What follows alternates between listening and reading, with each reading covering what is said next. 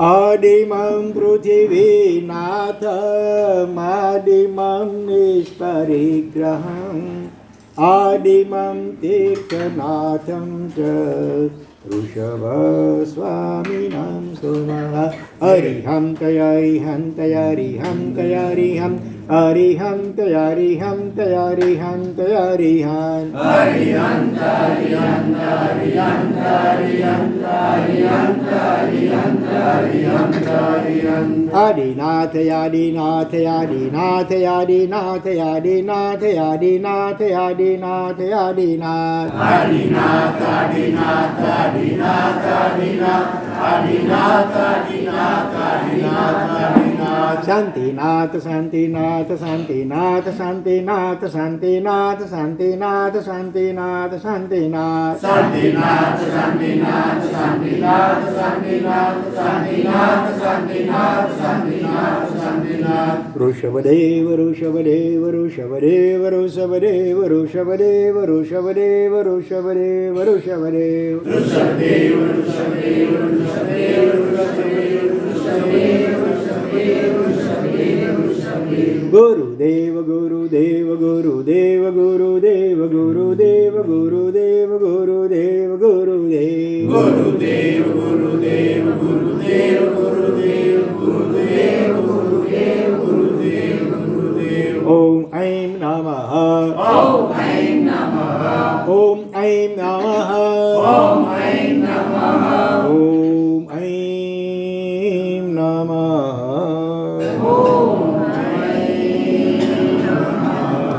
ओम ह्रीं नमो नाणस ओम ह्रीं नमो नाणस ओम ह्रीं नमो नाणस ओम ह्रीं नमो नाणस ओम ह्रीं नमो नाणस ओम ह्रीं नमो नाणस ओम शुद्धात्म स्वरूपाय नमः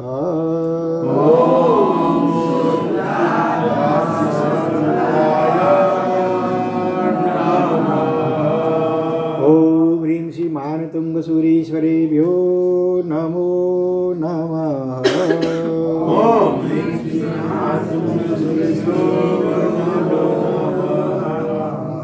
भक्तामर प्रणतमौलिमणिप्रभाणा भक्तामर प्रणतमौलिमणिप्रभाणा द्योतकं दलित पापतमोवितानम्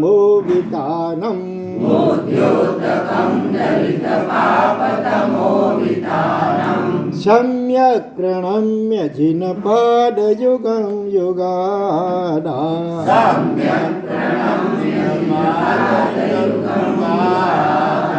वालम्बनं भवजले पततां जनानां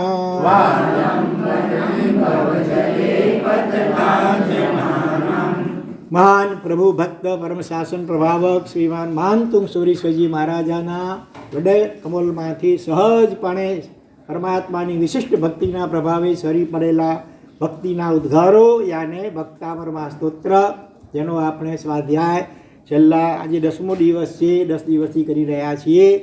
પહેલા શ્લોકમાં શરૂઆતમાં આયાની ભૂમિકાની ઉચ્ચાર શુદ્ધિ વગેરેની કેટલીક વાતો વિચારી ત્યાર પછી વિશિષ્ટ મંગલાચરણ રૂપે પ્રથમ શ્લોકની અંદર પરમાત્માના ચરણ યુગલને 3 વિશિષ્ટ વિશેષણો પૂર્વક નમસ્કાર કર્યો છે.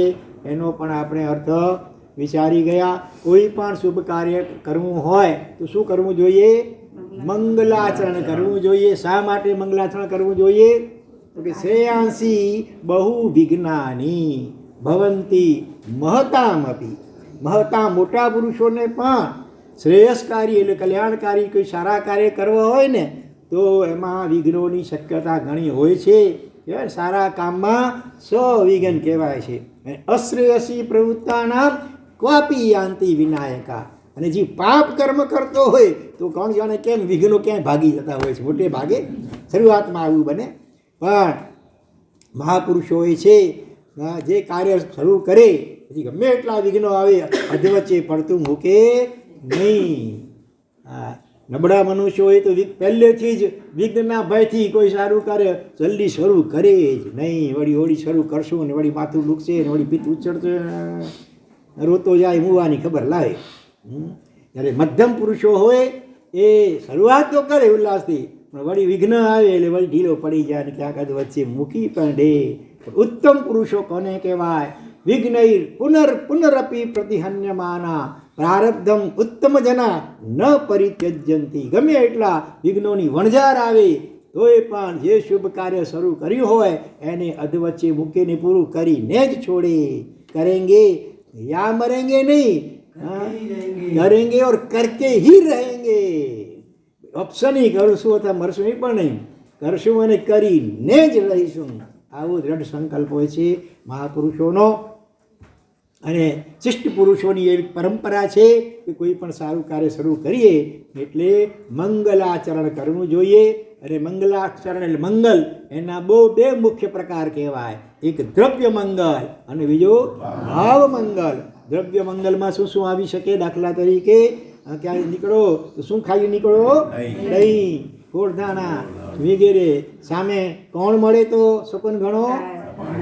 પાણી પલિહારી, પાણીની બેડ સાથે મળે. શેરડીના સાંઠા મળે, આરક્ષિતને મળ્યા હતા. અને ગાય મળે, મારી કન્યા મળે. અને એક તો વિચિત્ર વસ્તુ છે જે આપણે લાગે કે એ અપશુકન ગણાય, એને બદલે એ પણ મંગલ ગણાય, શુકન ગણાય છે. બોલો એવી કઈ વસ્તુ? ઠાઠડી, નાનાવી. હા એ. અને એક વાત છે કે એવા જે દ્રવ્ય મંગલો શુકનો હોય ને, તો ધારો કે હવે તમે એ રહ્યા છો અને કોઈ અપમંગલ જેવું અશુભ અપશુકન કોઈ સામે મળે છે, હા, તો શું કરવું જોઈએ? અને શુકન મળે સારું તો શું કરવું જોઈએ? અને આપણે કઈ બાજુ રાખવું જોઈએ?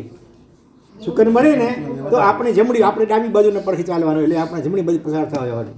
અને અપશુકન જેવું કદાચ મળે તો આપણે ડાબી બાજુ, જમણી બાજુ ખસી જવાનું, આપણી ડાબુ બાજુથી પસાર થવા દેવાનું. અને સંભવિત અપશુકનને ટાળવા માટે મંગલ શું કરવું જોઈએ? 12 નવકાર ઊભા એકવાર ગણી લેવા જોઈએ અને પછી આગળ પ્રયાણ કરવું જોઈએ. તો આ દ્રવ્ય મંગલની વાત થઈ, બરોબર. પણ એના કરતાં કંઈક ઘણું ચડી જાય એવું છે ભાવ મંગલ. અને એ ભાવ મંગલ કયું છે? મંગલાણમ ચ સવ્યસિંહ પડમમ હોય મંગલમ કયો પંચ નમુક્કારો. એશો પંચ નમુક્કારો. હરિહંતાદિ પંચ પરમેશ્વરી ભગવંતોને કરેલો સમ્યક પ્રણામ એ જે ભાવ મંગલ છે એની તાકાત અચિંત્ય અને અનંત હોય છે. જરૂર છે એના પ્રત્યેની અનન્ય શ્રદ્ધાની. કે આ ભાવ મંગલ કર્યું છે એટલે હવે કોઈની તાકાત નથી કે આપણા કાર્યમાં કોઈ વિઘ્નરૂપ બની શકે. અને કદાચ વિઘ્ન આવે તો પણ આપણા મનોબળને તોડી તો ન જ શકે. તો અહીંયા માનતુંગ સુરી મહારાજા પણ એ શિષ્ટ પરંપરાને જાળવવા માટે આ સ્તોત્ર આખું મંગળમય છે. જોકે વક્તામૃત સ્તોત્ર અને પ્રત્યેક શબ્દ અને પ્રત્યેક અક્ષર પણ મંગલરૂપ છે. તથા શિષ્ટ પુરુષોની પરંપરાને જાળવવા માટે વિશેષ પ્રકારે પરમાત્માના ચરણ યુગલમાં સમ્યક પ્રકારે પ્રણામ અહીંયા કરે છે. પ્રશ્ન એ થાય કે ભાઈ મંગલાચરણ કરવું હતું તો મનમાં આડીનાતે યાદ કરીને નમસ્કાર કરી લેવા હતા, તો પછી આ લખવાની શું જરૂર પડી? શ્લોકમાં બાંધવાની? તો કે બીજાને પણ પ્રેરણા મળે, બીજાને પણ ખ્યાલ આવે કે ભાઈ કોઈ પણ સારું કાર્ય કરવું હોય તો આ રીતે આપણે ભાવ મંગલ પણ જરૂર કરવું જોઈએ. અને બીજી વાત, જે મંગલાચરણ જે રચના થાય ને, સાહિત્યકારો રચના કરે તો મંગલ શા માટે? કે પાછળ પણ એની પરંપરા સારી ચાલ્યા કરે, દીર્ઘકાળ સુધી એ રચના લોકોમાં ગવાયા કરે અને અનેક લોકો લાભાન્વિત થાય. તો આવા કેટલાક કારણોસર ઘણા તો 3 વાર મંગલ કરે, શરૂઆતમાં, મધ્યમાં અને વળી છેલ્લે પણ જોયું. તમ માન તુંગ મવસા સમુપૈતી લક્ષ્મી. તો એ લક્ષ્મી શબ્દ છે ને, હા, એ મંગલ રૂપ છે, બરોબર. એટલે અંતિમ મંગલ પણ કર્યું, વચમાં પણ મંગલ હોય. તો અહીંયા મંગલાચરણમાં આદિનાથ ભગવાનના ચરણ યુગલને 3 વિશેષણો પૂર્વક નમસ્કાર કર્યા. નમસ્કાર કેવી રીતે કર્યા? સમ્યક પ્રણમ્ય. આ સમ્યક શબ્દ બહુ જ મહત્વનો છે. એટલે છેલ્લા 2-3 દિવસથી આપણી ગાડી અહીંયા અટકેલી છે, બરોબર. સમ્યક એટલે મન વચનની કાયાની એકાગ્રતા હોય ભલે. એ તો પ્રણમ્યમાં આ વાત આવી ગઈ. પ્રણત અને પ્રણમ્ય. એટલે પ્રકૃષ્ટ પ્રકારે નમસ્કાર કોને કહેવાય? જેમાં મન વચન કાયા ત્રણેય યોગોની એકાકારતા હોય તો જ એ પ્રણામ કહેવાય, નહીં તો નમસ્કાર. જોકે નમસ્કાર પણ સાચો નમસ્કાર, ભાવ નમસ્કાર તો બહુ દુર્લભ છે. આપણે લાગે નમવા શું છે, ગમી લીધું નમસ્કાર, હા, એટલું સહેલું નથી. ઇકોવી નમુકારો જીણવરવ સહસ્વદ્ધ માણસ સંસાર સાગરાવ તારે નરમવ નારીમવા. એક જ નમસ્કાર, એક જ અરિહંતને અને એક જ વાર કરેલું પણ ઉત્કૃષ્ટ કોટીનો ભાવ નમસ્કાર. એ નમસ્કાર કરના ચાહે નર એટલે પુરુષ હોય કે નારી એટલે સ્ત્રીઓ હોય અને સંસાર સાગરથી તારી શકે છે, તાકાત ધરાવે છે. પણ જરૂર છે ભાવ નમસ્કાર, સામર્થ્ય યોગના નમસ્કારની જરૂર હોય છે. પણ એવો ઉત્કૃષ્ટ ભાવ નમસ્કાર ત્યારે પ્રાપ્ત થાય. પહેલાં દ્રવ્ય નમસ્કાર પણ અનેક વાર પ્રણામ કરે, મન વચન કાયાની એકાગ્રતાપૂર્વક પ્રયત્ન કરે. એમ કરતાં કરતાં કરતાં કરતાં ક્યારેક ભાવ નમસ્કાર એવો ઉત્કૃષ્ટ કોટીનો થઈ જાય. તો અહીંયા સમ્યક એટલે જે નમસ્કારની પાછળ આલોક કે પરલોક સંબંધી કોઈ પણ પ્રકારના સાંસારિક ફળની અપેક્ષા હોવી ન જોઈએ. નિષ્કામ ભાવે અથવા કામના રાખવી જોઈએ તો પ્રશસ્ત કામના તમે રાખી શકો કે આ ભગવાનને કરાતા નમસ્કારના પ્રભાવે જગતમાં સર્વત્ર શાંતિ વગેરે પ્રસરો, સૌને શાંતિ, સમાધિ, સદબુદ્ધિ, સદગતિ અને પરમ સિદ્ધિની શીઘ્ર પ્રાપ્તિ થાઓ એવું જગતના સર્વ જીવો માટે તમે ભાવનાને પ્રાર્થના કરી શકો. અને પોતાની જાત માટે પણ કંઈક માગવું જ હોય, માગ્યા વિના ન જ રહેવાતું હોય તો શું માગવાનું? એક વસ્તુ એવી કહો કે જેમ બધું ઓટોમેટિક આવી જાય, ઓલ ઇન વન. સમ્યક તો કહો, સદબુદ્ધિ કહો, એ હોય તો બધું આવી જાય ઓટોમેટિક. હા, તો માગવું પોતાની જાત માટે તો આ માગો, અને વધુ શબ્દો માગવું હોય તો મારા રાગ, દ્વેષ, મોહ વગેરે અંતર બધા દોષો છે એ મારા દૂર થાઓ એ વગેરે પણ માગી શકાય. અને બાકી ખરેખર તો પછી જ્યારે ભક્તિમાં જેમ જેમ વિકાસ થતો જાય ભક્તિભાવનો, તેમ તેમ ધીરે ધીરે ઓટોમેટિક અપ્રશસ્ત ઈચ્છાઓ પણ ખરી પડે અને આગળ વધતા વધતા તો પ્રશસ્ત પણ કોઈ ઈચ્છા જ ન રહે એવી નિરીચ્છ દશા આવી જાય. ઈચ્છા કરવી જ હોય તો જ્ઞાનીઓ કહે છે ઈચ્છા રહિત થવાની ઈચ્છા કરો. શું કઈ ઈચ્છા કરવાની? કે મને કોઈ ઈચ્છા જ ન થાય, કારણ કે ઈચ્છા એ જ સર્વ દુઃખોનું મૂળ છે. અવેક્ષા અનાનંદે પંચસૂત્રમાં આ કહ્યું છે. અવેક્ષા એટલે અપેક્ષા, કંઈક જોઈએ છે એ ઈચ્છા, એ જ અનાનંદે આનંદથી વિપરીત અહીંયા કહ્યું અનાનંદ એટલે અહીંયા દુઃખ સમજી લો એનું મૂળ છે ઈચ્છા. ઈચ્છા થાય એટલે મનમાં વિકલ્પ શરૂ થાય કે હવે આ ઈચ્છા કઈ રીતે પૂરી થાય, એટલે એ પછી એક વિકલ્પોની હારમાળા શરૂ થઈ જાય અને સીધી રીતે ઈચ્છિત વસ્તુ ન મળતી હોય તો પછી જેને કેનો પ્રકારનો જીવ પાપો કરીને પણ એ ઈચ્છા પૂરી કરવા પ્રયત્ન કરે. અને તેમ છતાં ધારો કે એ ઈચ્છા પૂરી થાય ને તો ઈચ્છા વસ્તુ એવી છે ઉદયની રાણી જેવી છે, કેટલા ઈંડા આપ્યા જ કરે, એક ઈચ્છા પૂરી થાય ન થાય પછી બીજી 17 ઈચ્છા ઊભી થઈ જાય. 3 સાંધો ત્યાં 13 તૂટે કહેવત છે ને. એટલે ઈચ્છાઓ આકાશ સમા અનંતા. ઉત્તરાયણ સૂત્રમાં ભગવાને શું કહ્યું? ઈચ્છાઓ કેવી છે? આકાશની જેમ endless, there is no end of wishes. ઈચ્છા રહિત એટલે આકાશ જેવી અનંત છે.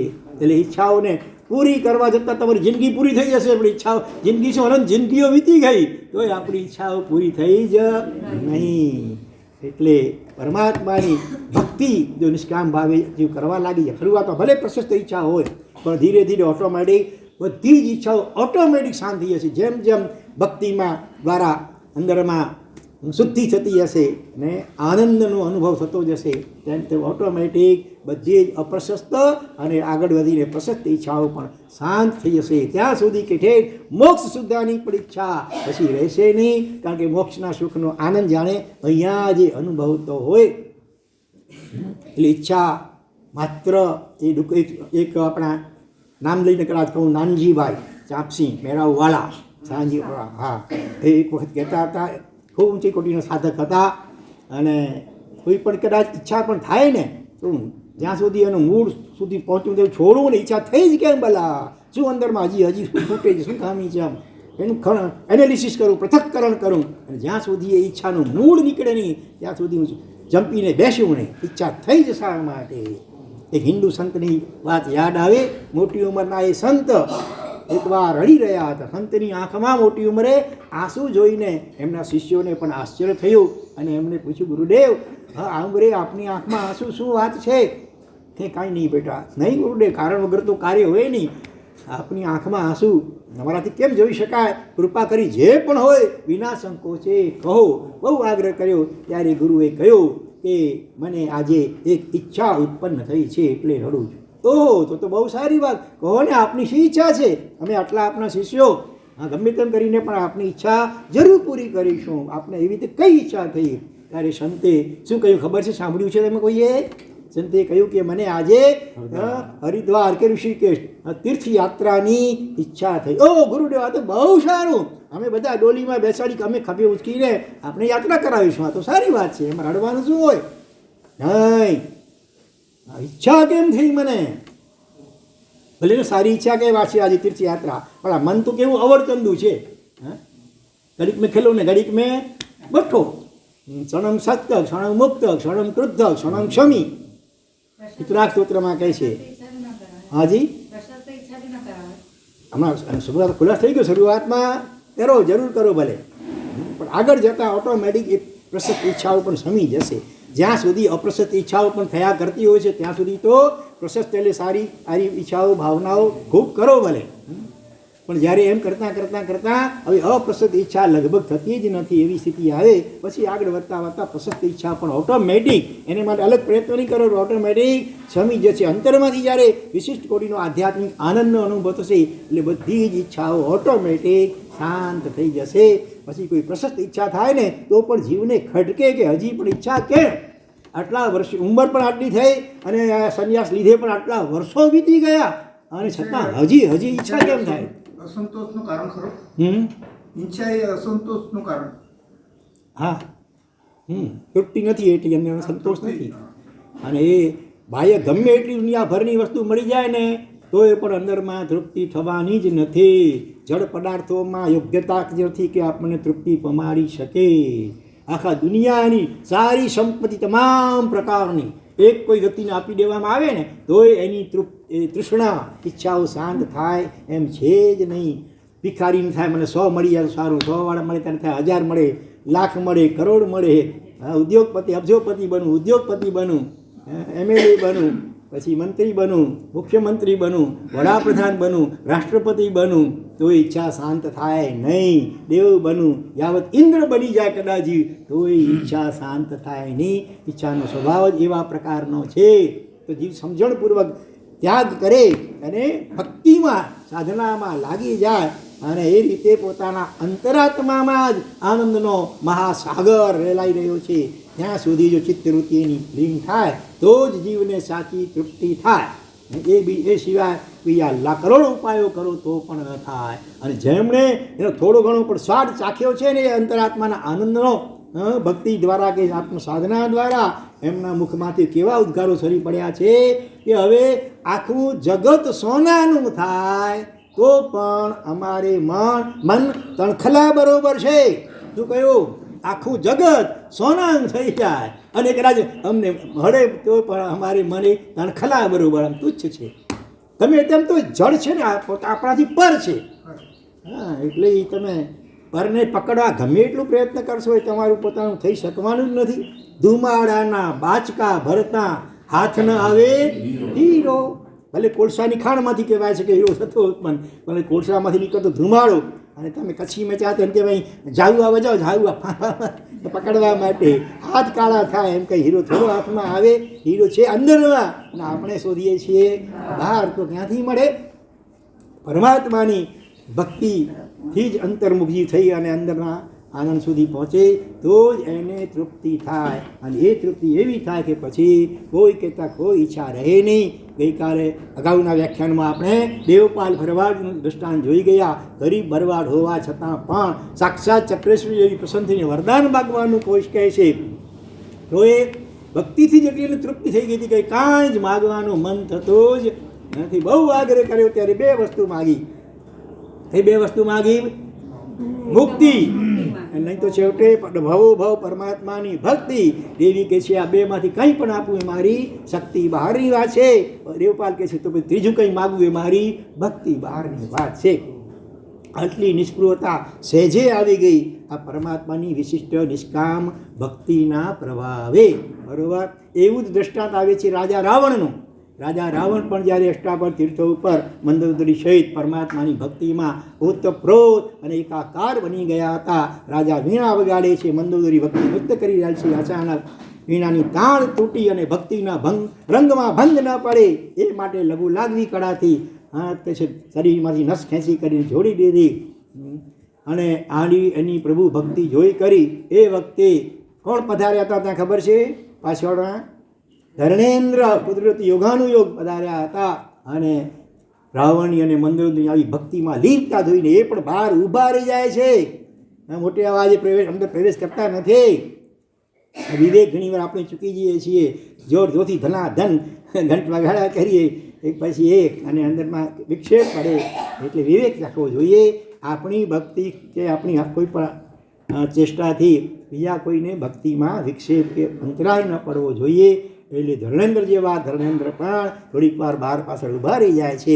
અને જ્યારે એકદમ ભક્તિ કરીને આ બંને જણા બહાર નીકળે છે ત્યારે ધર્મેન્દ્ર શાબાશી આપે છે કે શાબાશ રાવણ, શાબાશ, તારી આવી પ્રભુ ભક્તિ જોઈને અને ખૂબ આનંદ થયો છે.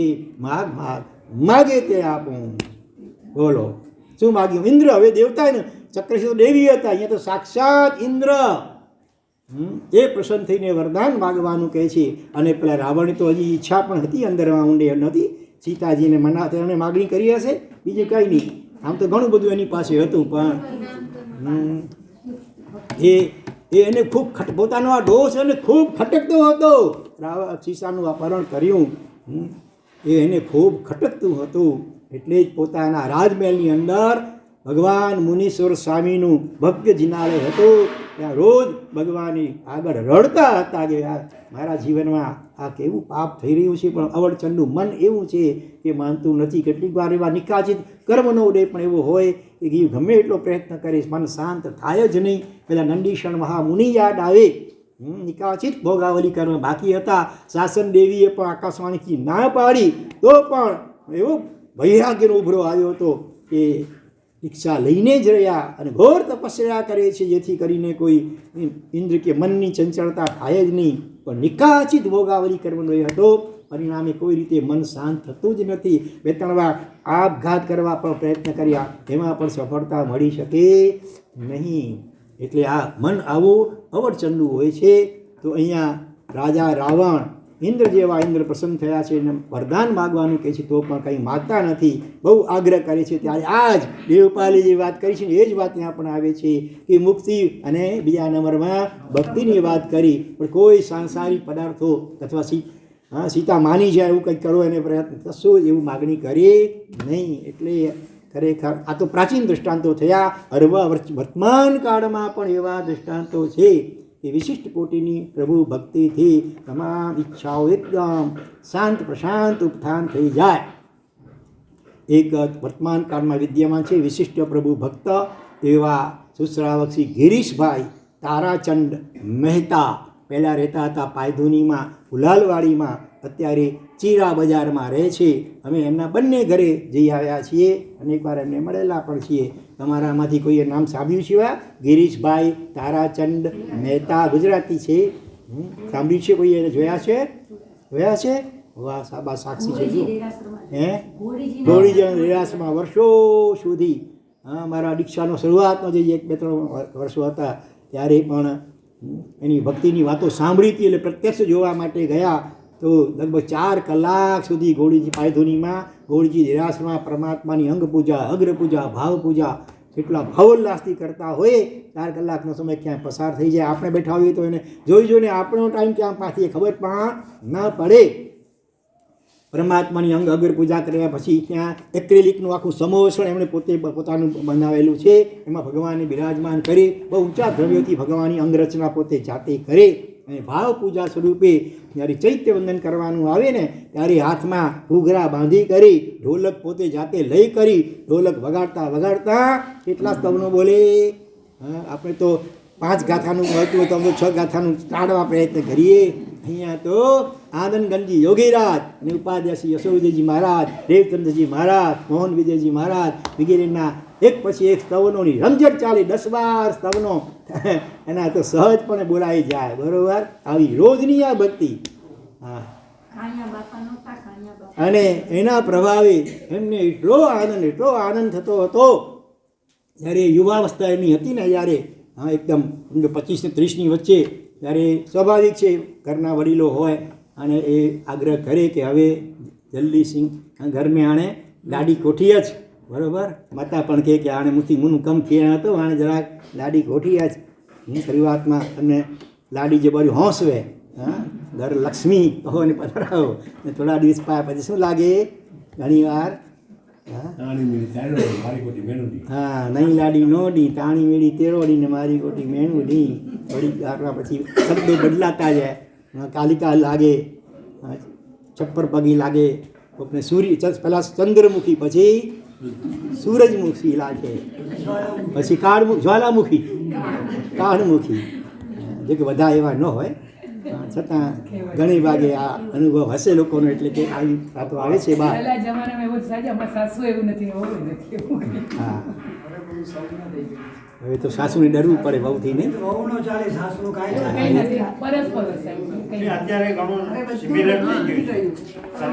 જૈન સાસુ કે જૈન વહુ હોય ને એ આદર્શ હોય બંને.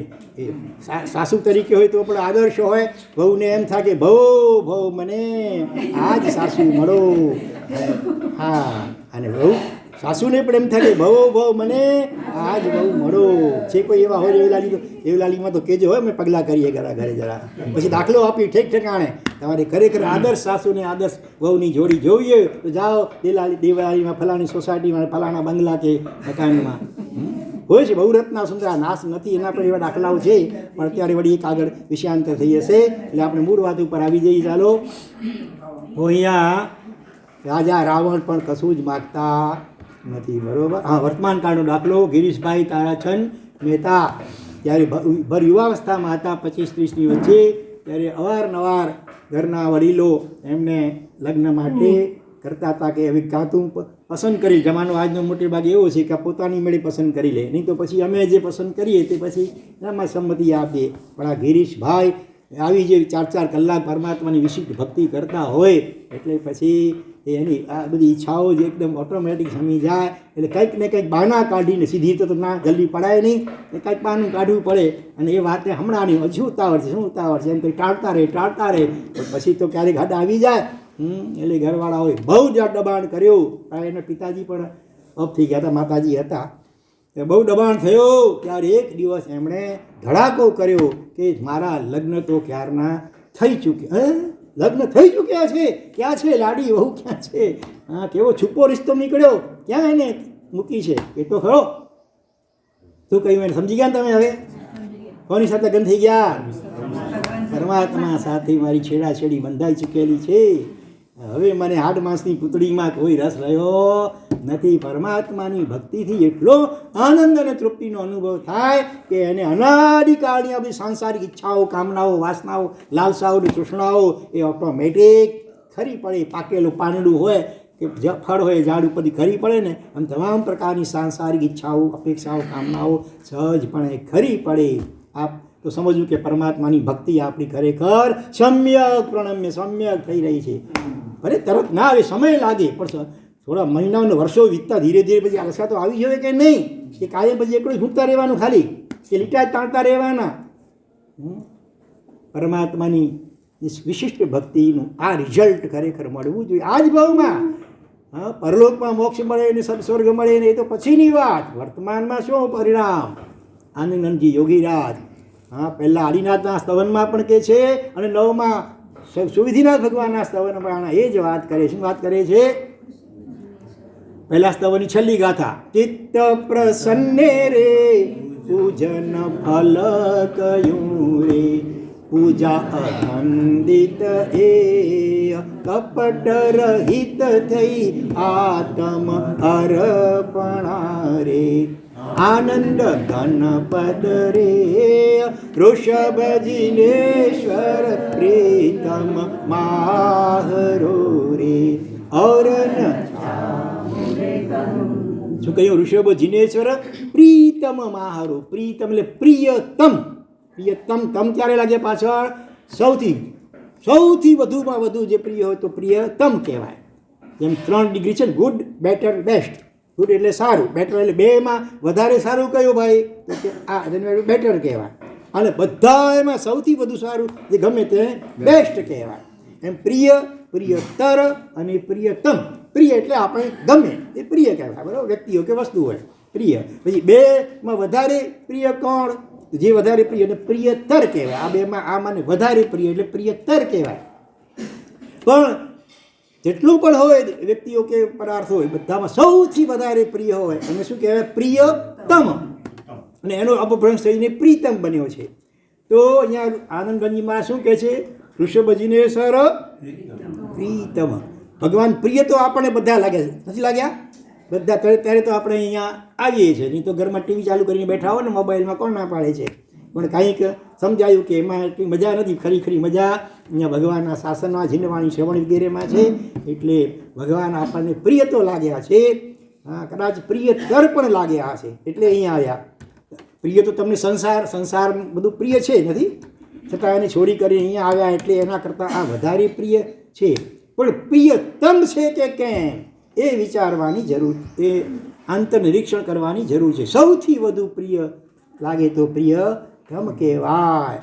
જીનવાણી પ્રિયતમ લાગી ક્યારે કહેવાય? 1000 કામ છોડીને ઘરે જમાઈ રાજ આવ્યા હોય કે નજીકના કોઈ આવ્યા હોય સગાવાળા, તો પણ એમને સાથે લઈને પણ અહીંયા આવો તો ભગવાન તમને કે જીનવાણી પ્રિયતમ લાગી કહેવાય. યાદ કરું, પહેલાં શેઠ નિયમિત વ્યાખ્યાના બિફોર ટાઈમ હાજર રહેનારા એક દિવસ અડધો કલાક મોડો આવ્યા. વ્યાખ્યાન પછી મારા સાહેબે પૂછ્યું, શું ભાગશાળી આજે આટલું મોડું થઈ ગયું? સાહેબ, ઘરે મહેમાન આવ્યા તો તમને ખબર છે, હા, એટલે વડાવા. તમે તો એવા છો નહીં, મહેમાન આવ્યા હોય તો મહેમાને લઈને અહીંયા આવો. મહેમાન આવીને તમે જીનવાણીને ગૌણ કરો એવા તો તમે છો નહીં. ત્યાં વળી પાસેના શ્રાવકને ખુલાસો કર્યો, સાહેબ એમનો એકનો એક યુવાન દીકરો આજે ઓફ થઈ ગયો, એની સ્મશાન યાત્રામાં જઈ અને સ્નાન કરીને સીધા પાછા અહીંયા આવે. વિચાર કરો જીનવાણી કેટલી પ્રિયતમ. એ તો આવા પ્રસંગે આવે, મહિના દિવસ સુધી આવે જ નહીં. અને આવો તો કોઈ આગ્રહ કે દબાવ પણ કદાચ તમારા ઉપર ન કરી શકે, ભાઈ ઠીક છે ઘરમાં શોકનો પ્રસંગ છે. પણ હકીકતમાં આવો પ્રસંગ હોય ત્યારે વિશેષ પ્રકારે સત્સંગ અને જીનવાણી શ્રવણ કરવું જોઈએ, જેથી કરીને એ નિમિત્તે ખેડ કે આર્થ ધ્યાન જે હોય તે દૂર થઈ જાય. એની બદલે તમે કાપ ક્યાં મૂકો? સીધો જીનવાણીમાં કે ભગવાનની પૂજા સેવા ભક્તિ વગેરેમાં કાપ મૂકો.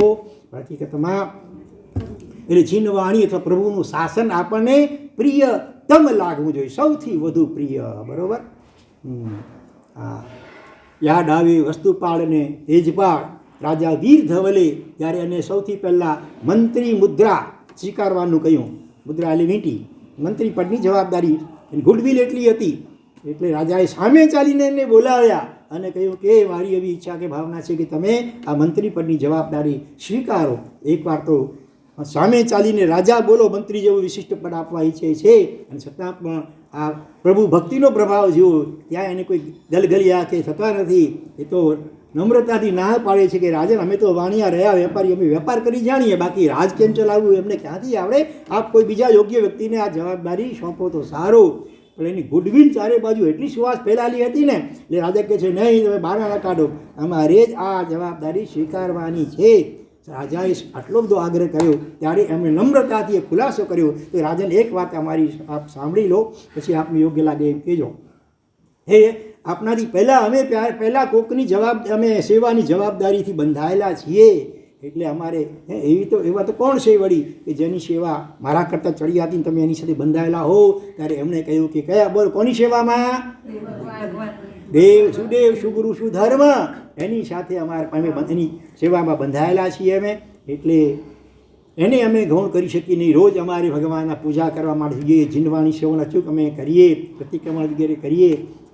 અને એ વખતે ઓછીને તમે અર્જન્ટ બોલાવો અને અમે ન આવી શકીએ તો આપને પણ સ્વાભાવિક છે માટું લાગે, એટલે એના કરતાં આ બીજા ભાઈને સોંપો તો સારું. રાજા કંઈ કાંઈ વાંધો નહીં, તમે એમની સેવા તમે ભલે પહેલી કરજો, પછી બાકી જે બાઈ બને એમાં તો તમે કરશો કે નહીં આ જવાબદારી સેવા અડા, તો વાંધો નથી, તો ભલે આપની આટલી ભાવના છે. પણ પહેલાં કોણ? આ કહેવાય ભગવાનનું શાસન પ્રિયતમ લાગ્યું કહેવાય, બરાબર? કે જેને માટે આવું મોટું મંત્રી પદ, કેટલું માન સન્માન મળે, કેટલો પગાર વગેરે મળે, અને રાજા સામેથી આગ્રહ કરીને સોંપવા ઈચ્છે છે તો પણ એમણે ના પાડી દીધી. આ છે ભગવાનની વિશિષ્ટ ભક્તિનો આ પ્રભાવ, બરાબર? આટલી નિષ્ફળતા જીવનમાં આવી જાય તો આપણે વાત ચાલે છે પેલા ગિરીશભાઈને, બરાબર. એટલે એમણે ધડાકો કર્યો કે મારી તો છેડાછેડી ક્યારની પરમાત્મા સાથે બંધાઈ ચૂકી છે, મને હવે આ સંસારની કોઈ સ્ત્રી વગેરેમાં રસ છે નહીં. દર શનિ રવિવારે એ અલગ અલગ રાજસ્થાન વગેરેના શાંત તીર્થોમાં ચાલ્યા જાય પોતાના પરિવાર અને એવા બીજા વિશિષ્ટ ભક્ત પ્રભુ ભક્ત મિત્રો સાથે, અને ત્યાં નિરાંતે એ દિવસ રોકાઈ કરી અને કલાકોના કલાકો સુધી ભગવાનની ભક્તિ કરે. દર મહિને શરૂઆતમાં બેસતે મહિને કે પછી દસમના દિવસે શંખેશ્વર પહોંચી જાય, અને એ વખતે પણ ગમે એટલી ઊંચી બોલીઓ હોય એ બધો જ લાભ એ લઈ લે અને પોતાના મિત્ર વર્તુળની સાથે કલાકો સુધી ભગવાનની ભક્તિ એ રીતે કરે કે આપણે પણ જોતા જ રહીએ અને સાંભળતા જ રહીએ. શરૂઆતમાં એમની સ્થિતિ જ્યારે બિલકુલ સામાન્ય, આર્થિક સ્થિતિ સાવ સામાન્ય હતી, એ વખતે પણ મહિનામાં લગભગ અડધી રકમ, સમજો કે મહિનામાં કદાચ 250 રૂપિયાની આવક ધારો કે હોય ને શરૂઆતમાં, તો 125 રૂપિયા જેટલું લગભગ તો એ પરમાત્માની ભક્તિમાં જ સ્વદ્રવ્યથી બધું ભક્તિ કરે. ઊંચામાં ઊંચી જાતના 5 પકવાન મીઠાઈ વગેરે સાચા ઘીની બનેલી, બજારની ખરીદેલી નહીં, ઘરે જાતે બનાવડાવેલી, અને એવી રીતે 5 પ્રકારના ઊંચા ફૂલો, ગુલાબ ને કમળ ને ઊંચી કોટીના ફૂલો, એવી જ રીતે ઊંચી જે ઋતુમાં જે ફળ હોય ઊંચામાં ઊંચી કોટીના ફળો. આંબાની સિઝન છે તો ડાઘીવાળો નીકળ્યો તો હા મૂકીએ દેરાસરમાં, એ તાણે પેટીઓ પૂજારી ખાધે વાળવા કેટલા ભગવાન ખાપ્યા તો એવું નહીં. ઊંચામાં ઊંચી જાતના ફળો, ઊંચામાં ઊંચા ફળ ફૂલ અને નૈવેદ્ય વગેરે દ્વારા અને પરમાત્માની ભક્તિ કરતા હતા. એમ કરતાં કરતાં ઓટોમેટિક આર્થિક સ્થિતિ પણ એવી ચમત્કારિક રીતે સુધરતી ગઈ કે હવે તો દર મહિને કહું છું ને, જેટલી ગમે એટલી ઊંચી બોલી હોય શંખેશ્વરમાં તો કેવા કેવા ભક્તો ભેગા થતા હોય, તો પણ એ બધી બોલી આદેશ લે અને ખૂબ અનેક મંત્રોચ્ચાર સ્તુતિઓ વગેરે લલકારતા ઊંચામાં ઊંચા દ્રવ્યો અંદર બધા નાખે પાણીની અંદર, અને એનાથી પરમાત્માનો અભિષેક વગેરે કરે, પરમાત્માની પૂજા સેવા ભક્તિ કરે. અને પછી ત્યાં જે ગવૈયો હોય ને એને પણ સારી એવી બક્ષિસ આપે, અને એ પહેલો સંગીતની સુરોમાલીઓમાં સ્તવનો ગાય, અને એમાં આ બધા એકદમ એકાકાર બની જાય. તો આ રીતે આ ગિરીશભાઈ તારાચંદ મહેતા અમે ઘણીવાર એમને મળ્યા છીએ. એમના ઘરની અંદર પણ તમે જુઓ ને, હા કેટલા બધા ભગવાન આરસના મોટા મોટા ભગવાન બિરાજમાન કર્યા છે, અને ત્યાં પણ કલાકો સુધી ભગવાનની ખૂબ એ ભક્તિ કરે છે. અને એના પ્રભાવે એટલી એની ચિત્ત શુદ્ધિ અંતર શુદ્ધિ થઈ ગઈ છે કે ઘણી વાર જાપ કે ધ્યાન અવસ્થાની અંદર વિશિષ્ટ કોટીના મંત્રો બધા આવી દૈવી કૃપા એમના પર ઉતરેલી છે. અમુક દૈવી સરસ્વતી દેવી વગેરે એમને સિદ્ધ થયેલા છે આ પરમાત્માની વિશિષ્ટ ભક્તિના પ્રભાવે. તો આ વર્તમાન કાળનો જીવંત દાખલો આપણી સામે છે. હા, ત્યારે દેવપાલને આપણે જોયા નથી, રાજા રાવણને જોયા નથી, સૈનિક મહારાજાને આપણે જોયા નથી, સુલસા શ્રાવિકાને આપણે જોયા નથી, પણ આ તો આપણી વચ્ચે વિદ્યમાન છે. અને બીજા પણ એવા અનેક વિશિષ્ટ કોટીના ભક્તો વર્તમાન કાળમાં વિદ્યમાન છે. માટુંગામાં યાદ આવે પહેલાં કયા ભાઈ? કુમારભાઈ. ઘણાએ દર્શન કર્યા હશે. કેવું ભવ્ય ગૃહ જીનારે, ભલે આમ કદાચ ગેરેજમાં પણ જાણે દેવલોકનું દેવ વિમાન ન હોય એવા પ્રકારની સુંદર રચના હોય. એટલા બધા ભગવાન, એક ભગવાનની મન લગાય કદાચ 100 જેટલી તો આંગીઓના સેટ, ડાયમંડની બધી આંગીઓ અને એના સેટ. હા, તમારે ઘણા રોજ નવા કપડાં પહેરે, શાલીભદ્રની જેમ રોજ નવા કપડાં, એમ ભગવાનની પર રોજ નવી નવી આંગીઓ હોય. હા, એવી વિશિષ્ટ કોટીની ભક્તિ એ માટુંગાના કુમારભાઈ વગેરે પણ કરી રહ્યા છે. એવી રીતે ઘાટકોપરની અંદર કોણ યાદ આવે? અમરીશભાઈ યાદ આવે. રોજ વહેલી સવારે હીરાવાલા પાસના હીરાસણા ઉપરની બાજુએ છે અમુક ભગવાન, ત્યાં પણ બાલટી ભરીને પાણીમાં ઊંચામાં ઊંચા અત્તર વગેરે ઉત્તમ દ્રવ્યો નાખી અને અનેક મંત્રો અને સ્તુતિઓ બોલતા દીર્ઘકાળ સુધી પરમાત્માની અભિષેક પૂજામાં એકાકાર થઈ જાય. પછી પણ વર્ધમાન શક્રસ્ત વગેરેના પાઠ દ્વારા પરમાત્માની સ્તવના વગેરે એ કરતા હોય છે. બીજા પણ અનેક દાખલાઓ છે. હજી એક દાખલો યાદ આવે, હા, કે પરમાત્માની ભક્તિના પ્રભાવે જીવનમાં કેવી સ્થિતિ આવી જાય. અહીંયા તમે ધજા છે ને, ક્યાંથી મંગાવો છો? છે અમદાવાદથી. બરાબર. લગભગ આજે ઘણા બધા સંઘોની અંદર અમદાવાદમાં પણ એક સ્પેશિયલ જગ્યાથી સ્પેશિયલ ટ્રસ્ટ છે, અને એ લોકો દરેક ઠેકાણે ફ્રી ઓફ ચાર્જ સારામાં સારી ધજા બનાવીને મોકલાવે છે. એ ટ્રસ્ટના સ્થાપક કોણ છે ખબર? શ્રાવક. ધજા કદાચ ત્યાંથી મંગાવતા હશો, પણ હવે નામ જાણવાની શું જરૂર છે? આપણે તેજાથી કામ નવીનભાઈ ગાંધી નામના જૈન શ્રાવક છે. હા, આજથી થોડાક વર્ષો પૂર્વેની વાત છે કે જ્યારે આર્થિક સ્થિતિ એની સાવ સામાન્ય હતી અને આર્થિક સ્થિતિ પોતાની સુધરે એ માટે પદ્માવતી માતાની અનેક પ્રકારે ઉપાસના, પૂજન, જાપ વગેરે કરતા હતા. લગભગ 12-14 વર્ષ વીતી ગયા પણ કોઈ ફરક પડ્યો નહીં આર્થિક સ્થિતિમાં. આપણું પુણ્ય જ્યાં સુધી જોર ન કરે ને ત્યાં સુધી દેવદેવીની પણ તાકાત નહીં કે આપણને કાંઈ ઈચ્છિત આપી શકે. વિમલ મંત્રીશ્વરે સાધના કરી અંબિકા દેવી પ્રગટ થયા, વરદાન માગવાનું કહ્યું, પણ સાથે એટલો ખુલાસો કર્યો કે તમારું પુણ્ય એવા પ્રકારનું છે કે બેમાંથી કોઈ એક વસ્તુ મળી શકે, કાં વારસ ને કાં આરસ. સંતાન નહોતું માટે વારસ જોઈએ તો વારસ, ને પરમાત્માનું મંદિર હવે બંધાવવું છે તો એને માટે આરસ પણ ઊંચી કોટીનું જોઈએ, તો એ બેમાંથી એક મળી શકે એમ છે. બંને તમને આપી શકાય એવું તમારું પુણ્ય નથી. આમ અંબિકા જેવી વિશિષ્ટ દેવીએ પણ ખુલાસો કરી દીધો. એટલે આપણા પુણ્ય સિવાય તો દેવદેવી પણ લાચાર હોય છે વધારે કંઈ આપવા માટે.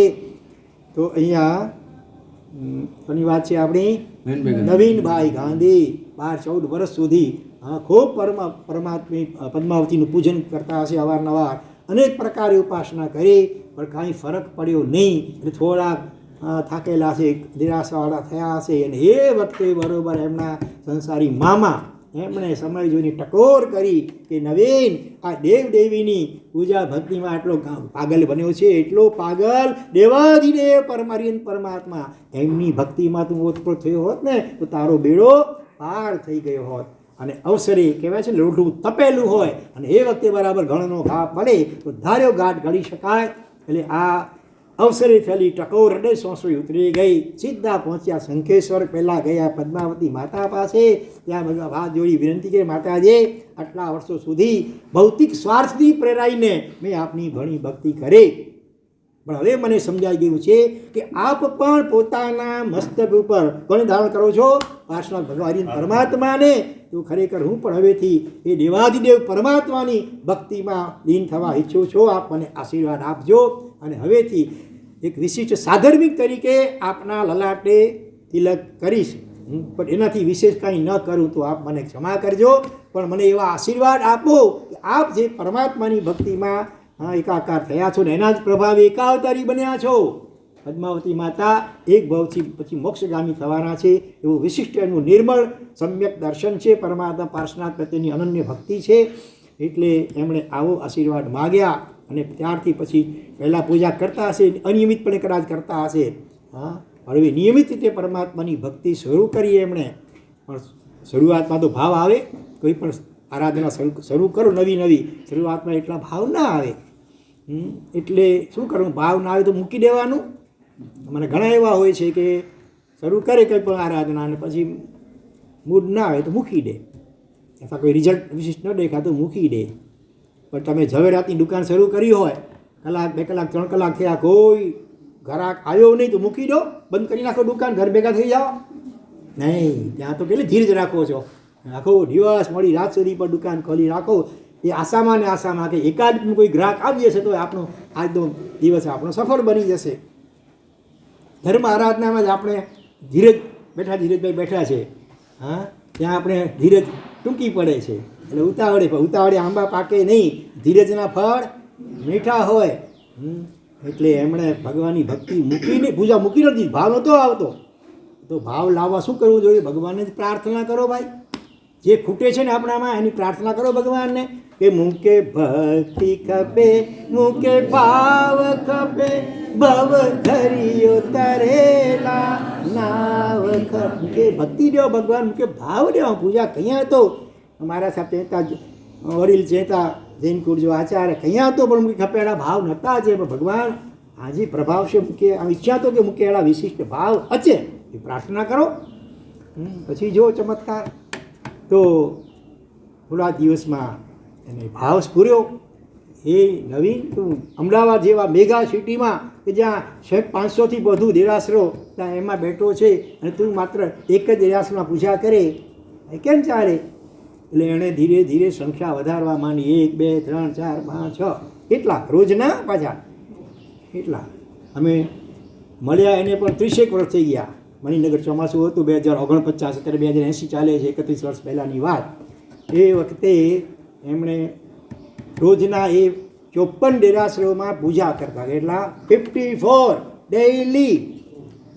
અને અમને ઘણી કયા પહેલાં સૌથી પહેલાં અહીંયા આટલા સવારના વહેલી સવાર અહીંયા જાઉં, આ દેરાસરમાં આ મૂળનાયક ભગવાન, હા એમની પૂજા સેવા કરું. પછી ત્યાંથી આ બાજુની પોળમાં ફલાણી પોળ, ત્યાં ફલાણા મૂળનાયક ભગવાન, હા એની પૂજા કરું. એમ એક પછી એક પોળમાં પોળ અમદાવાદમાં તો ઘણા આવ્યા 44 દેરાસરોમાં પૂજા કરી અને ત્યાં સુધીમાં લગભગ 9 સાડા 9 થવા આવે. પાછું ઘરે આવી કરી કપડાં બદલાવી નૌકારશી કરો, વળી બીજી વાર પાછું સ્નાન કરી કપડાં પહેરી પૂજાના, અને ઘરની આજુબાજુ એ નારાયણપુરા વિસ્તારમાં વિજયનગરમાં રહે, સોસાયટીમાં રહે, દેરાસરની બિલકુલ સામે એમનું ઘર.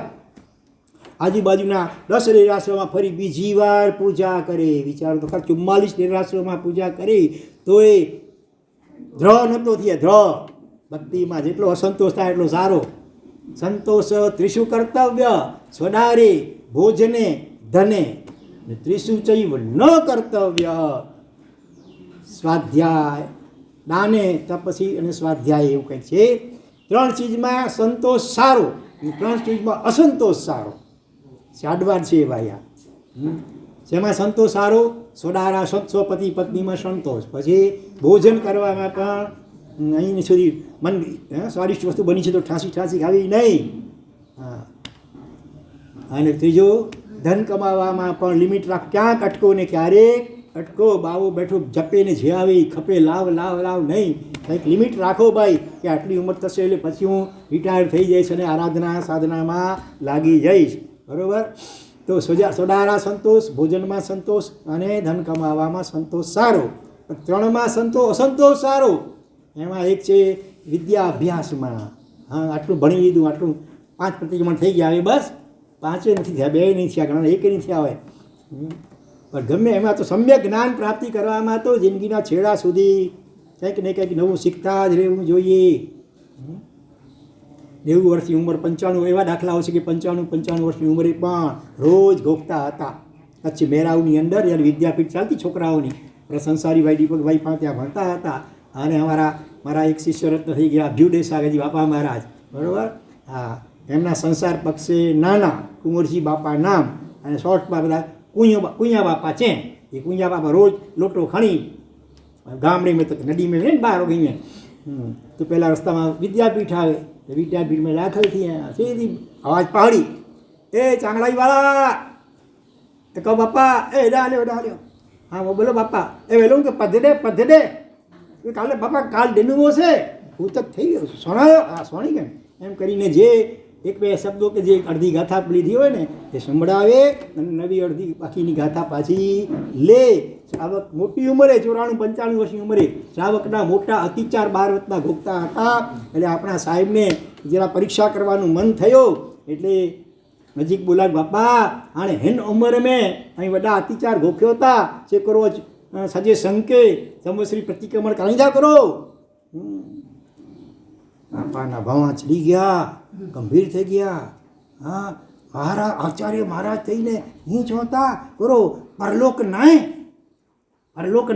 એ નંબર મેં ભલે અને ઉંમરથી એટલે બહુ થાક લાગે, બોલી ન શકાય કંઈ મોટા પ્રતિક્રમ કરાય અતિચાર, પણ પરલોક નથી. આ આગલા ભાવમાં સમ્યક જ્ઞાન પ્રત્યે રુચિ નહીં રાખી હોય એટલે આ ભાવમાં નાની ઉંમરમાંથી કંઈ શીખવા મળ્યો નહીં.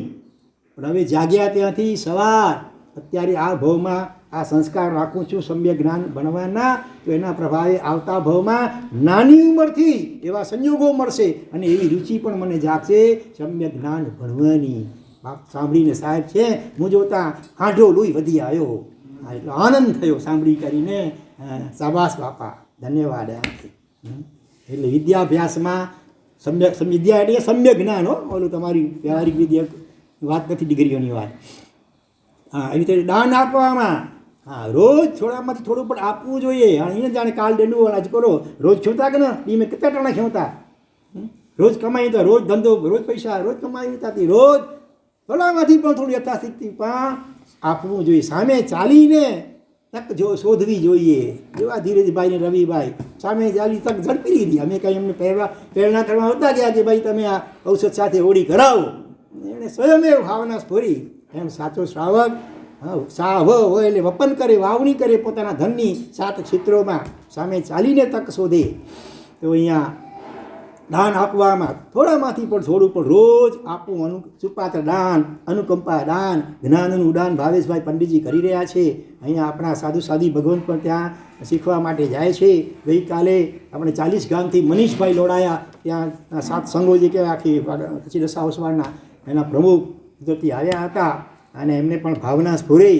એટલે બપોરે 4 વાગે અને બધા સાધુ સાધી આપણા હતા અને એમની હાજરીમાં જેઠાલાલભાઈ સંઘના આપણા આજુ આવી ગયા એ પણ હતા અને સુંદર કવર વગેરે આપી કરી એનું અનુમોદના બહુમાન કર્યું. ખૂબ નિસ્વાર્થ ભાવે સંતોષી જીવન છે એમનું. આજે મુંબઈમાં હોય ને તો દર મહિને લાખો રૂપિયા એને કમાઈ શકે, પણ અહીંયા સહજતા જે મળે, કોઈ આગ્રહ પણ રાખ, સહજતા જે મળ્યું એમાં સંતોષ માનીને જીવે છે. તો આ જ્ઞાન દાન એ પણ મોટું દાન છે. તો જેનું જે હોય તે મન વચન કાયા બે મીઠા કોઈને શબ્દ કહો ને, આશ્વાસનના શબ્દ આપો, એ પણ વાણીનું દાન છે ભાઈ. કોઈને સારા ભાવ આપો અંતરથી, એ પણ દાન છે. અને શક્તિ હોય તો થોડામાંથી થોડું પણ દાન આપો. બાળકોમાં આપણે સંસ્કાર નાખો આપવાના. હા, એક મહારાષ્ટ્ર કોઈ ગોરવા હિન્દુ સંત હતા અને એક ઘરે ક્યાંક ગયા હશે ભિક્ષા માટે, ભિક્ષામ દેહી, ઓલી બાઈ જરા વિચિત્ર સ્વભાવવાળું હશે, રવાના કાંઈ નથી, અહીંયા નાસ્તિક હશે. ગુસ્સામાં રસ્તો રેખા જાઓ બેટાઓ, તો એ બીજી છે વળી પાછા આવ્યા ભિક્ષામ દેહી, વળી પાછું એ રીતે બાઈએ ગુસ્સો ઠાલ્યો ને રવાના કર્યા. બીજે છે ભિક્ષામ દેહી, ગુસ્સામાં આવીને બાઈએ કંઈક ધૂળ ફેંકી આમ, હા તો આના વાસણમાં નાખી લ્યો. હવે તો રાજી થઈ ગયા ઉલટા. કોકે પૂછ્યું હશે, અરે આ શું કર્યું આપે? રોજ રોજ ના પાડી તોય ગયા અને આજે વળી આ ધૂળ આપી તો તમે સ્વીકાર લીધી? તો કે હા, આજે ધૂળ આપવાનો એક ભાવ સંસ્કાર થયા ને, ભલે ધૂળ આપી, આજે ધૂળ આપ્યું હશે તો કાલે સોનું કંઈ પણ આપશે, બીજી ભિક્ષા પણ આપશે. એક આપવાને સંસ્કાર પડ્યા એ મહત્ત્વની વાત છે. એ બીજું દૃષ્ટાંત આવીએ, કોઈ કે રસોડાનો મસોતો નાખી દીધો, લો એ પ્રેમથી સ્વીકારી લીધો. બહુ સરસ વાત છે. રસોડાની મસોલાની વાટ બનાવીશ, દીવાની ડિબેટ બનાવીશ એના દ્વારા, અને એના દ્વારા તમારા વતીથી ભગવાનની આરતી કરીશ. કે આવા મહાત્મા હોય, સંતો હોય છે. આપણી વાત શું ચાલે છે? નવીનભાઈ ગાંધી. હા, સંતોષ અને અસંતોષ. સંતોષ ત્રણમાં સંતોષ સારો નહીં. વિદ્યા અભ્યાસમાં, દાનમાં અને ભક્તિ, પરમાત્માની ભક્તિમાં કે સંતોષ સારો નહીં. 44 દેરાસરોમાં રોજ પૂજા કરે શરૂઆતમાં આટલા કલાકો, તો પણ સંતોષ ન થયો. વળી પાછા સ્નાન કરી બીજી વાર તરત જાય અને બીજા 10 દેરાસરોમાં પૂજા કરે. રોજના 54 દેરાસરોમાં પૂજા કરે. હા, ધારો કે તમે દેરાસરમાં ચૈત્યવંદન વિધિ કરીને બહાર નીકળ્યા હો અને અમારા જેવા વચમાં રસ્તામાં ભટકાઈ જાય કે હાલો ભાઈ આપણે વળી ચૈત્યવંદન કરે, મારા આમ કહી આવે, અમારી સાથે કરો, મારા ક્યાં ટાઈમ નહીં. આપણી આ સ્થિતિ હોય અને એ કહે છે કે 44 દેરાસરમાં પૂજા કરે તો એ તૃપ્તિ ન થાય, વળી બીજા 10 દેરાસરોમાં પૂજા કરે અને ભગવાનને જોતા એને જે આનંદના ઉભરા આવે ને, ઉભરા તમે એટેક આવે, હાર્ટનો એટેક, એને આનંદના એટેક આવે, અંદરથી ઉભરા આવે.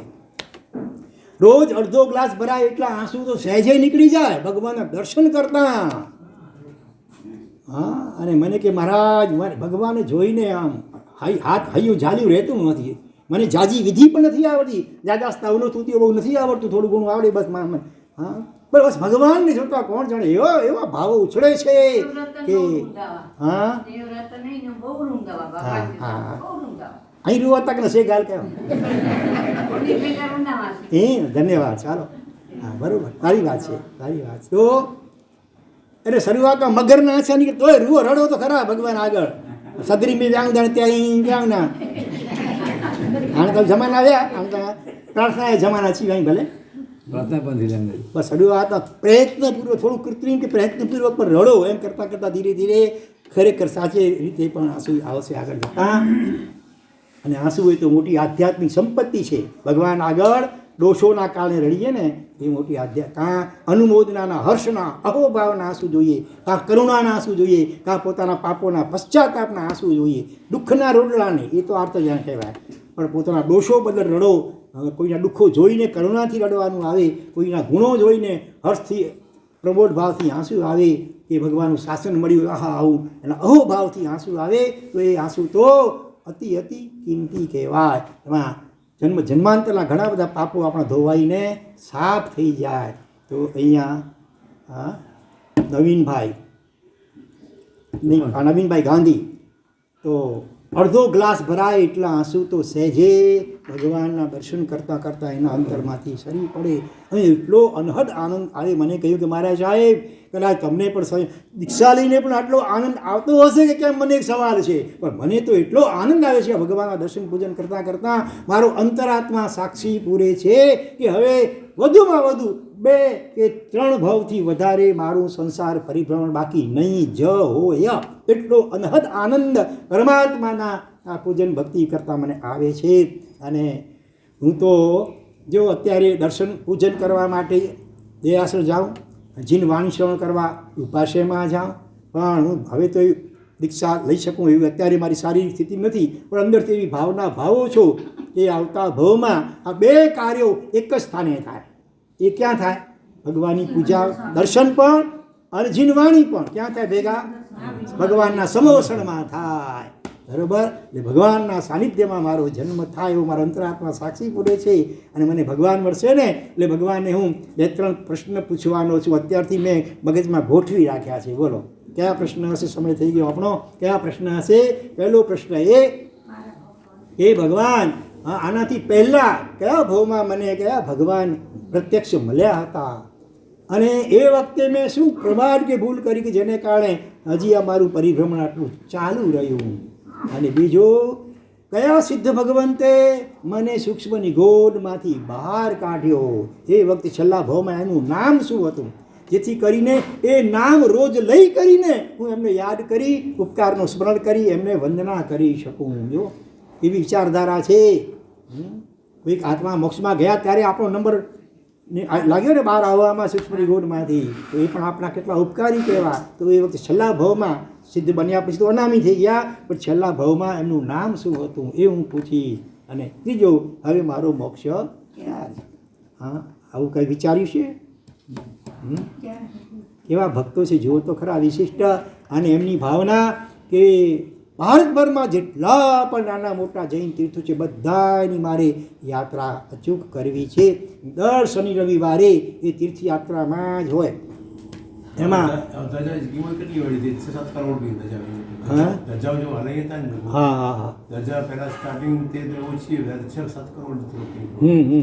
દર વર્ષે બહુ સારામાં સારી ધજાઓ બનાવીને આજ સુધીમાં વચમાં જ્યાં આંકડાઓ પણ વાંચ્યા હતા, અત્યારે યાદ નથી.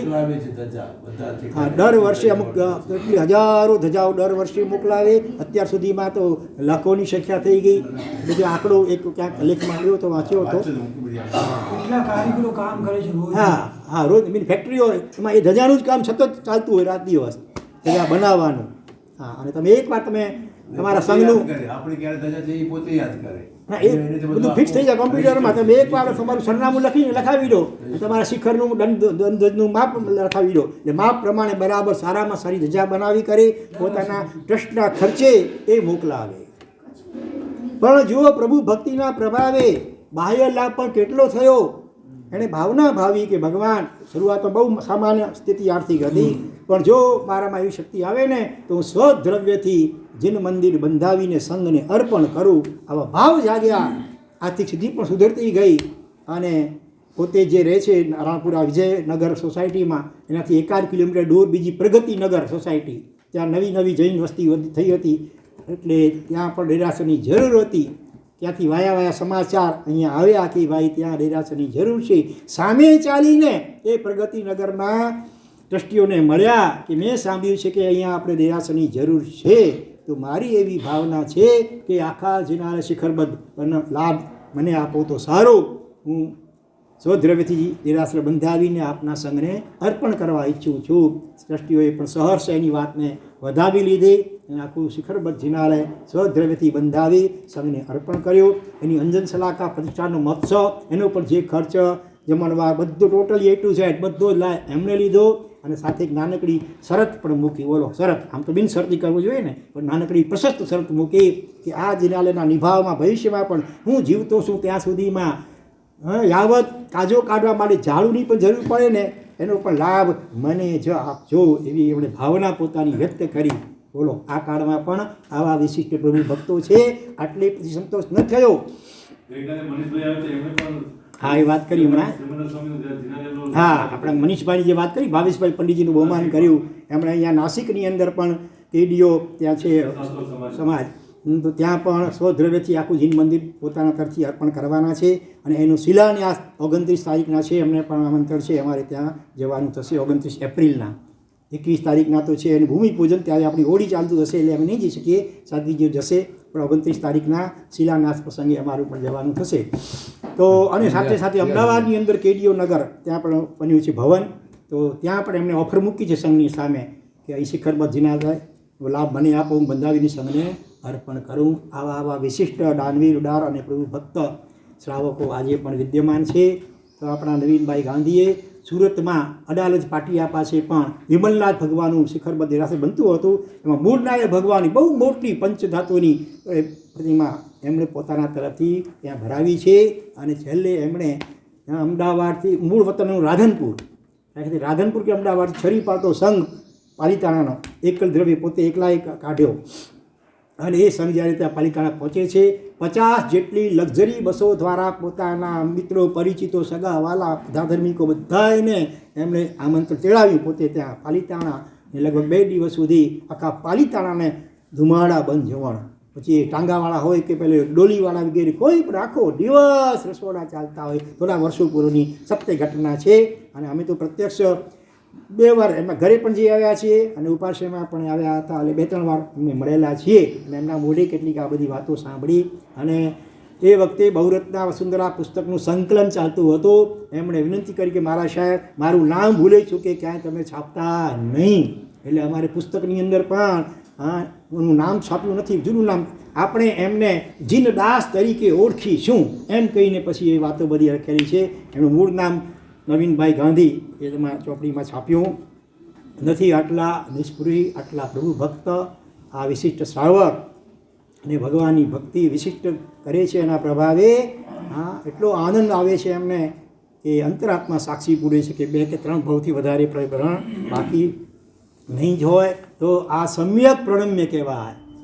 કોઈ પણ પ્રકારની આલોક કે પરલોક સંબંધી સાંસારિક ભૌતિક કામનાઓ રાખ્યા વિના નિષ્કામ ભાવે પરમાત્માના ગુણો અને પરમાત્માના આપણા ઉપરના અનંત ઉપકારો એમને યાદ કરીને વિનમ્ર ભાવે એ પરમાત્માની ભક્તિ થાય.